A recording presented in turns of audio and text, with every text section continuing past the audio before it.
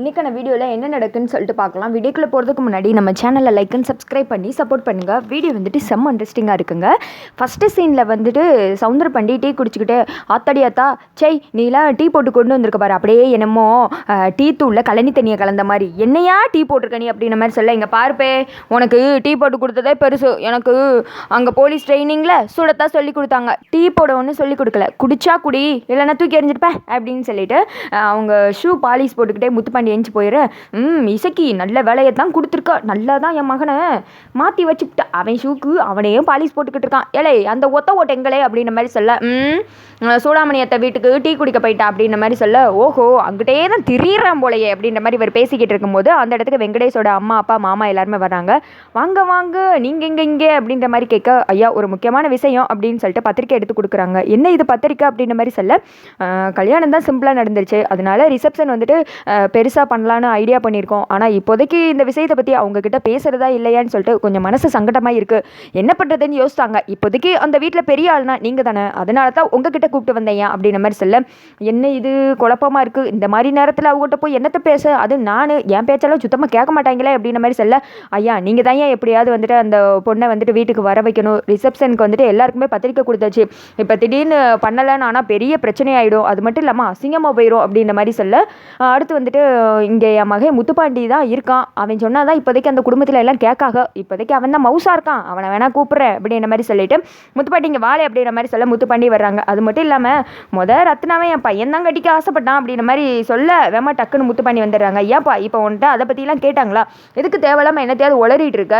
அப்படின்ற மாதிரி சொல்லிட்டு, சரி வாங்க நான் உங்களை இப்போயே அங்கே கூட்டு போகிறேன், இப்போ இதை பற்றி பேசிடலாம் அப்படின்ற மாதிரி சொல்ல, இப்போவா அப்படின்னது, ஆமாம் எனக்கு அப்புறம்லாம் வேலை இருக்குது இப்போயே வாங்க அப்படின்னு சொல்லிட்டு அங்கேருந்து கிளம்பிடுறாங்க.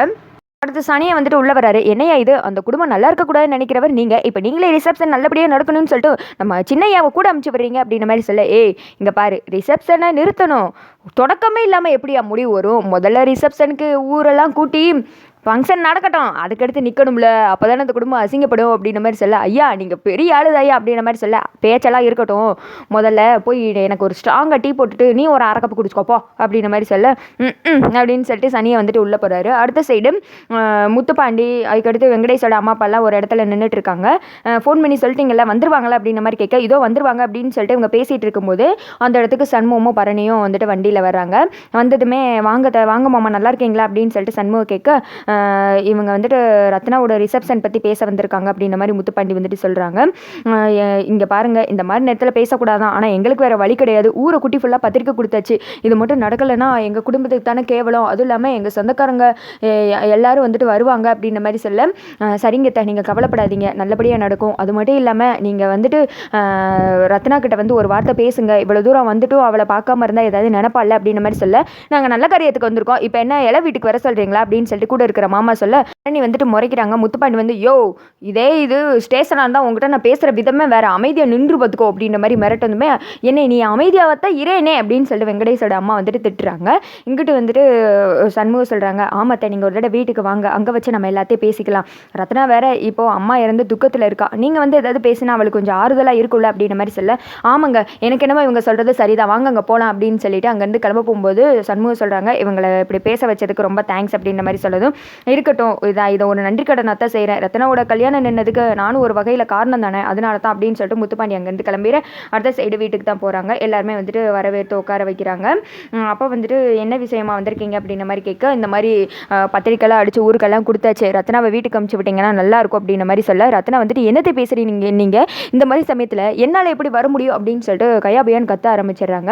இங்கே பாருட்டி இப்படியே நின்றுட்டு இருந்தா எப்படி, நீ உன் வாழ்க்கை நல்லபடியாக வாழ ஆரம்பிக்கணும்ல, அது மட்டும் இல்லாமல் அத்தையோட விருப்பமும் இதுதானே அப்படின்ற மாதிரி சொல்லிட்டு ஆளுக்கு சுற்றி சொல்கிறாங்க, அக்கா போக்கா நீ என்ன ரொம்ப நேரமாக நிற்க போகிற, 3 மணி நேரம் தான் ரிசப்ஷனில் மாமா பக்கத்தில் நிற்க போகிற போக்கா அப்படின்ற மாதிரி அவங்க தங்கச்சிங்களும் சொல்ல, இந்த திக்க வந்துட்டு சண்முகம் பரணி எல்லாருமே எடுத்து சொல்கிறாங்க. ரத்னா கேட்க மாட்டுறாங்க, என்னோட கஷ்டம் அவங்க யாருக்குமே தெரியாது அப்படின்ற மாதிரி சொல்ல, பரணி சொல்கிறாங்க அவங்களுக்கு எத்தனை பையன், ஒரே ஒரு பையன், நம்ம சொன்னாங்கன்றதுக்காக சிம்பிளாக கோவிலில் வச்சு கல்யாணத்தை நடத்திக்கிட்டாங்க, இப்போது அவங்க ஆசைப்படி நடத்த வேணாமா அப்படின்ற மாதிரி சொல்ல, ஐயோ நான் சொல்கிறது உங்களுக்கு புரியாதா, அதெல்லாம் முடியாது அப்படின்னு சொல்லிட்டு ரத்னா உள்ளே போயிட, அப்பமேட்டு அவங்க மாமா சொல்கிறாரு, இது என்ன திமிரு பிடிச்ச பிள்ளையா இருக்கும் போல அவளை இப்படி பேசுது அப்படின்ற மாதிரி சொன்னதும் அண்ணே நீ கொஞ்சம் அமைதியாக இருக்கே இல்லையா அப்படின்னு சொல்லிட்டு அவங்க தங்கச்சியும் திட்டிடுறாங்க.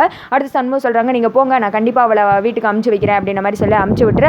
அடுத்த சைடு வந்துட்டு ரத்னா வர்றாங்க. என்னென்ன இது நீ இப்படி சொல்கிற அப்படின்ற மாதிரி சொல்ல நீ கிளம்புறது தான் நல்லது அப்படின்னு சொல்லிட்டு சண்முகமும் அமைதியாக போயிட. பரணி சொல்கிறாங்க உன் வாழ்க்கை நீ வாழ ஆரம்பிக்கணும் சொன்னால் புரிஞ்சுக்கோ அப்படின்ட்டு இருக்காங்க. அடுத்த சைடு வெங்கடேச சொந்தக்காரங்களாம் திட்டிட்டு இருக்காங்க. நல்ல சிமையில் அதை பொண்ணா போய் லவ் பண்ணி கட்டிட்டு பாரு இன்னும் வரக்கானு போச்சு நம்ம அவமானப்பட போகிறோம் அப்படின்னு சொல்லிட்டு திட்டிட்டு இருக்கா. அதோட பார்த்தீங்கன்னா இந்த வீடியோ வந்துட்டு முடிஞ்சிருக்கு.